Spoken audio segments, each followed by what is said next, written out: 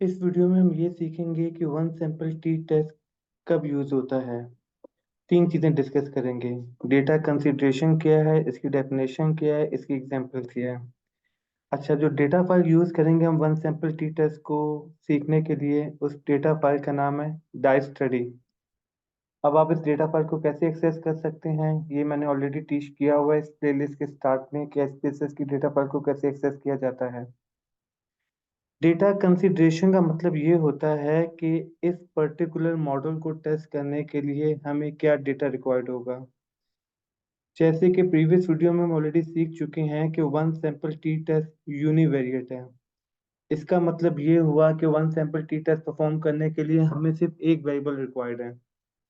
जो दूसरी कंडीशन है वन सैंपल टी टेस्ट की, वो ये होती है कि वो वेरिएबल क्वांटिटेटिव हो। उसका क्वांटिटेटिव होना जरूरी है। अब उसका क्वांटिटेटिव होना जरूरी क्यों है, उसकी लॉजिक समझते हैं। अब क्योंकि वन सैंपल टी टेस्ट में हम बेसिकली जिस चीज की टेस्टिंग कर रहे हैं वो मीन है। और हम ये ऑलरेडी पढ़ चुके हैं इस प्लेलिस्ट के स्टार्ट में कि क्वांटिटेटिव वेरिएबल की रिप्रेजेंटेशन मीन करता है। तो इसलिए उस वेरिएबल का क्वांटिटेटिव होना जरूरी है। अब इस डेटा फाइल की एग्जांपल लेते हैं। इस डेटा फाइल में आपने देखा है जैसे 16 केसेस हैं। बेसिकली 16 पेशेंट्स हैं और मैंने उन 16 पेशेंट की एज पूछी है। अब बेसिकली मैं ये जानना चाह रहा हूँ कि मेरे पास जो पेशेंट आते हैं उनकी किस एज ग्रुप से आते हैं। अच्छा, एक बात याद रखिएगा, ये लेक्चर देखने से पहले इस बात को मेक श्योर कर लीजिएगा कि आपने पहले हाइपोथेसिस वाली वीडियोस देखी हो, क्योंकि हम एक ऑर्डर फॉलो करते हुए आ रहे हैं। मेरी एजम्पशन है कि आप हाइपोथेसिस की वीडियो देखते हुए आ रहे हैं और आपको हाइपोथेसिस का कंसेप्ट पता है, तो उसकी बेस पे ही मैंने ये पूरा लेक्चर प्लान किया हुआ है। तो अगर आपको हाइपोथेसिस का कंसेप्ट क्लियर नहीं है तो इसको समझने में थोड़ी प्रॉब्लम होगी आपको। अब कोशिश करते हैं, ट्राई करते हैं कि समझें कि वन सैंपल टी टेस्ट में हम कर क्या रहे हैं। अब मैं एक डॉक्टर हूं और मुझे लगता है कि मेरे पास जो पेशेंट आते हैं उनकी एज होगी 50। मुझे लगता है जो पूरी पॉपुलेशन है उसकी एवरेज एज 50 होगी। अब मैं ये रिसर्च कंडक्ट करना चाह रहा हूँ और ये देखना चाह रहा हूँ कि एक्चुअल में जो मेरे पास पेशेंट आते हैं उनकी एज 50 है या नहीं। तो मैंने 16 लोगों से सैंपल लिया और 16 लोगों से उनकी एज पूछी। अच्छा, यहाँ पे एक सैम्पलिंग का कंसेप्ट भी हम यूज करते हैं। हमने सैम्पलिंग में एक बात पढ़ी थी कि बेसिकली सैम्पलिंग में हम लोग क्या लेते हैं, सैंपल की बेसिस पे हम पॉपुलेशन पैरामीटर्स को एस्टिमेट करने की कोशिश करते हैं। ये बात हम सैम्पलिंग में बहुत डिटेल में पढ़ चुके हैं कि हम सैंपल क्यों लेते हैं। क्यों नहीं हम पूरी पॉपुलेशन से डेटा कलेक्ट कर सकते हैं, तो किस तरह हम सैंपल से डेटा लेके उसको पॉपुलेशन को जनरलाइज करते हैं, तो वो सारे कंसेप्ट रिकॉल कर लीजिएगा। खैर, वापस आते टॉपिक के ऊपर।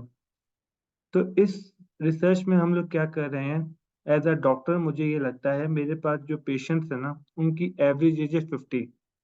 तो मुझे ये टेस्ट करना था कि क्या उनकी एवरेज एज 50 है या नहीं। तो उसके लिए फिर मैंने 16 लोगों का सैंपल लिया और मैं इस सैंपल की बेस पे ये टेस्ट करना चाह रहा हूँ कि मेरे जो पेशेंट है उनकी एवरेज एज 50 है या नहीं। तो basically one sample t test कर क्या रहा है, वन सैंपल टी टेस्ट एक मीन को टेस्ट करेगा। जैसे इस केस के अंदर मेरा हाइपोथेसिस है कि एवरेज एज 50 है, तो एक काम करते हैं, ये एज का वेरिएबल तो ऑलरेडी आ चुका है मेरे पास। मैं इसका मीन कैलकुलेट कर लेता हूँ। एनालाइज पे गए, डिस्क्रिप्टिव पे गए, फ्रीक्वेंसी पे गए और इसका मीन कैलकुलेट कर लेते हैं। 36 मीन, कंटिन्यू, ओके। ये देखें, अब जो सैंपल का मीन है 54.69 है और मेरा हाइपोथेसिस ये था कि जो मीन है वो 50 है। तो अगर आप इन दोनों का गैप निकालें तो ये बनेगा 4.69। अब सारी बहस इस बात पे है, ये जो डिफरेंस आया 4.69 का, क्या ये सिग्निफिकेंट है। अगर तो ये सिग्निफिकेंट हुआ तो इसका मतलब ये हुआ कि डिफरेंस है। तो अगर ये इनसिग्निफिकेंट हुआ तो हम हाइपोथेसिस में जैसे ऑलरेडी पढ़ चुके हैं कि जब कोई चीज इनसिग्निफिकेंट होती है तो हम कहते हैं जीरो है, डिफरेंस है ही नहीं। तो टेक्निकली इसके अंदर हम ये टेस्ट करेंगे कि मेरा जो सैंपल मीन है और मेरा जो हाइपोथेसिस मीन है उसका डिफरेंस सिग्निफिकेंट है या नहीं है। ये सिंपल लॉजिक हो गई। अच्छा, जैसे मैंने आपसे पहले ही बताया कि अगर आपने हाइपोथेसिस की वीडियो नहीं देखी हुई या आपको नल ऑल्टरनेटिव का कंसेप्ट नहीं पता, तो हो सकता है अभी जो हम बहुत सारी बातें कर रहे हैं वो आपको समझ में ना आए, आपको समझ में नहीं आ रहा होगा कि सिग्निफिकेंट और इनसिग्निफिकेंट क्या होता है। तो बेहतर ये है कि अगर आपने हाइपोथेसिस का लेक्चर नहीं अटेंड किया तो पहले वो लेक्चर देख लें, उसके बाद ये वीडियो देखें। फिर से रिपीट करता हूँ। मेरा हाइपोथेसिस ये था कि जो मीन है वो 50 है, जबकि एक्चुअल में मीन आ गया 54.969। अब पूरी जो एनालिसिस है वो इस बेस के ऊपर है, ये जो 4.69 का डिफरेंस है ये सिग्निफिकेंट है या इनसिग्निफिकेंट है। इनसिग्निफिकेंट हुआ तो मैं कह दूंगा ठीक है, कोई फर्क नहीं पड़ता, जो मैंने कहा था एक्चुअल में भी वो है। तो अगर सिग्निफिकेंट हुआ तो फिर मैं कहूँगा जो मैंने कहा था वो बात गलत साबित हो गई। अब डिस्कस कर लेते हैं स्लाइड को। स्लाइड में क्या मेंशन हुआ हुआ है, अब देखें डेफिनेशन में वही दिया हुआ है। One sample t-test is a statistical method to determine if the mean of the single sample differs significantly for a known or hypothesis population mean। जो बात अभी हमने पढ़ी कि वन सैंपल टी टेस्ट का काम ये है कि जो सिंगल सैंपल है हमारे पास उसका मीन क्या हाइपोथेसिस पॉपुलेशन मीन से डिफरेंट है या नहीं। ये इसकी डेफिनेशन होगी। डेटा कंसिडरेशन में भी इसने वही बात कही हुई है कि आपके पास क्वांटिटेटिव वेरिएबल होना चाहिए।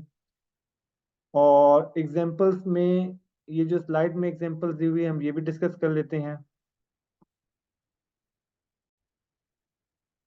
पहले एग्जांपल में ये समझाना चाह रहा है कि एक टीचर को लगता है कि उसके जो स्टूडेंट का एवरेज आईक्यू लेवल वो 100 है। अब इसमें क्या होगा, एक टीचर सैंपल लेगा, 15 से 20 लोगों का आईक्यू लेवल टेस्ट करेगा।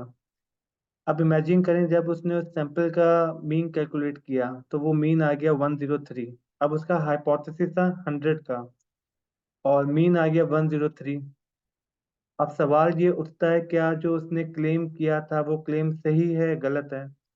अब इमेजिन करें उसके एचओडी कहते हैं कि आपने तो कहा था कि आपके स्टूडेंट का एवरेज आईक्यू 100 है और टीचर कहते और एक्चुअल में 103 आ गया है, आपकी बात गलत साबित हो गई।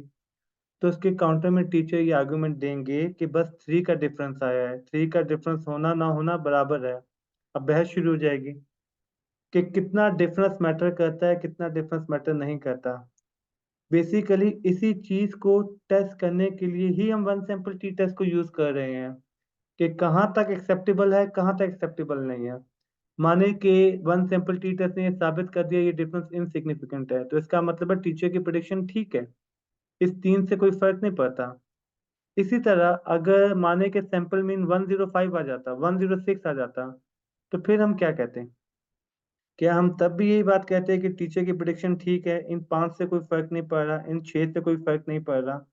ये भी हमें वन सैंपल टी टेस्ट ही बताता। Technically one sample t test हमें कॉन्फिडेंस इंटरवल बना देगा, वो हमें लोअर लिमिट अपर लिमिट दे देगा, वो हमें बताएगा कहाँ तक एक्सेप्टेबल है, कहाँ तक एक्सेप्टेबल नहीं है।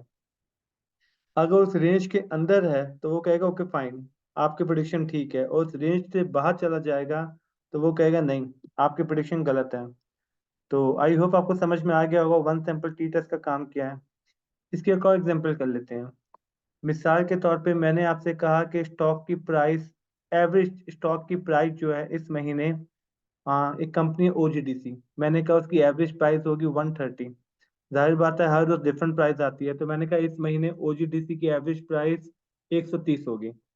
जब पूरा महीना खत्म हो गया और आपने उसका मीन कैलकुलेट किया, सैंपल मीन एक महीने का, तो वो आ गया 135। अब डिसाइड ये करना है कि जो मैंने 130 कहा था तो क्या मेरी बात सही थी गलत थी। तो ये डिसाइड ऐसे होगा कि ये जो 5 का डिफरेंस आ रहा है 130 135, ये जो 5 का डिफरेंस है क्या ये सिग्निफिकेंट है या सिग्निफिकेंट नहीं है। अगर तो वो इनसिग्निफिकेंट आ गया तो इसका मतलब तो ये हुआ कि जो मैंने कहा था वो सही था, इस 5 की खैर है। तो अगर वो सिग्निफिकेंट हो गया तो इसका मतलब ये है जो मैंने कहा था वो सही नहीं है।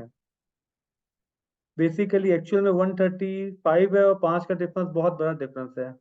तो इस टेक्निक के थ्रू हम डिसाइड करते हैं कि ये जो मीन डिफरेंस आ रहा है इसको सिग्निफिकेंट कहना है या नहीं कहना।